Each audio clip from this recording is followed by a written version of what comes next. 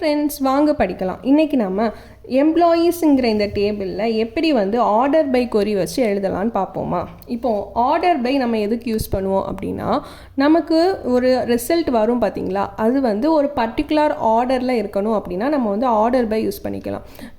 For example, இப்போ ascending ஆர்டரில் வேணும், நேம்ஸுங்கிற காலம் எனக்கு அசெண்டிங் ஆர்டரில் வேணும், இல்லாட்டி டிசெண்டிங் ஆர்டரில் வேணும், இல்லாட்டி இப்போ மார்க் அப்படி ஏதாவது இருக்குன்னா மார்க் அசெண்டிங் ஆர்டரில் வேணும், டிசெண்டிங் ஆர்டரில் வேணும். இப்படி நமக்கு ஏதாவது ஒரு ஆர்டரில் வேணும் அப்படின்னா நம்ம இந்த ஆர்டர் பை கொரி எழுதிக்கலாம். வாங்க இப்போ இதில் என்ன பண்ணுறோன்னு பார்க்கலாமா. சிலெக்ட், இப்போ இதில் இந்த கொரியில் சேலரியை வச்சு ஆர்டர் பண்ணியிருக்காங்க. ஓகேவா. Select name comma salary from employees.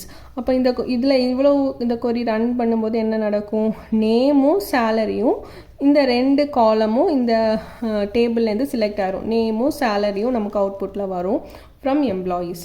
அதுக்கடுத்து என்ன சொல்லியிருக்காங்க, ஆர்டர் பை சேலரி டிசெண்டிங்.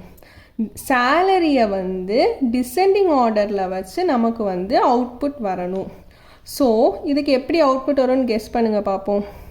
நம்ம இந்த செலக்ட் கண்டிஷனில் நேமும் சேலரியும் கொடுத்துருக்கனால கண்டிப்பாக நமக்கு நேமும் சேலரியும் அவுட்புட்டில் இருக்கும்.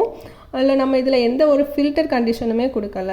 ஸோ எல்லா ரோஸுமே நம்மளோட அவுட்புட்டில் வரும். ஆனால் எப்படி வரும், ஒரு ஆர்டரில் வரும். அந்த ஆர்டர் என்ன சொல்லியிருக்காங்க, salary descending order. Salary highest paid சேலரியெல்லாம் டாப்பில் போயிட்டு அதுக்கப்புறமா சின்ன சின்னதாக இருக்கக்கூடியதெல்லாம் கீழே வரும். அதை தான் நம்ம டிசெண்டிங் ஆர்டர்னு சொல்லுவோம். ஸோ சேலரி டிசெண்டிங் ஆர்டரில் இப்போ நமக்கு கிடைக்கும். இப்போ இந்த சேலரி இப்போ உள்ளதுலே ஹையஸ்ட் என்னது 60,000. 60,000 ஃபஸ்ட்டு ரோவில் வரும்.